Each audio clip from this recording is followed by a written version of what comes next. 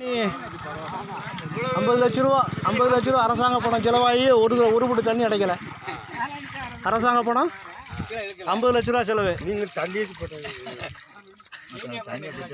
இதை கேட்டால் எனக்கு விட கிடைக்க மாட்டேங்குது. நான் இது கலெக்டர் கூப்பிட்டு காட்டாட்டு நினச்சோம். அவர் டென்ஷனில் இருந்தார். நீங்களும் உள்ளே விட மாட்டோம் எங்களை.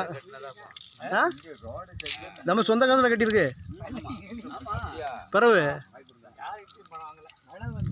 நம்ம சொந்த பைசா போட்டு கட்டி அடக்கம். கரைச்சி ஊற்றினாலும் 10 நாள் வேலை.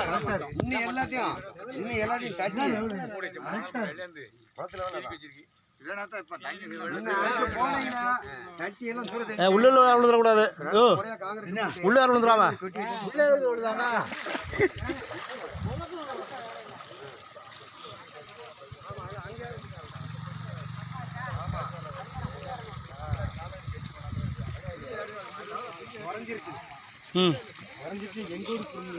அது அங்கேருந்து பிடுங்குது.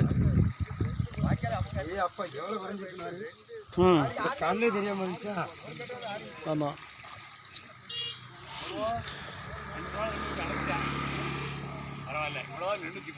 தென்காசி மாவட்டம் மேலநிலையில் ஒரு பெரிய குளம் பொதுப்பணித்துறை பராமரிப்பில் உள்ள குளமாகும்.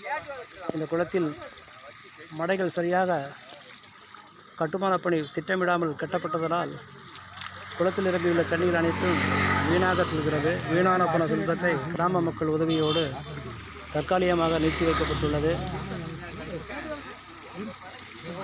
இதுக்கு நிரந்தரமாக தீர்வு அரசு கவனத்துக்கு கொண்டு சென்று சம்பந்தப்பட்ட பொறியாளர் மூலமாக திட்டமிட்டு வரக்கூடிய காலகட்டங்களில் விவசாயத்தை பாதுகாக்கும் விவசாயிகளுடைய கோரிக்கையை நிறைவேற்ற இந்த வீணாக செல்கின்ற தண்ணீரை சேமித்து விவசாய தேவைக்கு பயன்படுத்த அன்புடன் கேட்டுக்கொள்கிறோம்.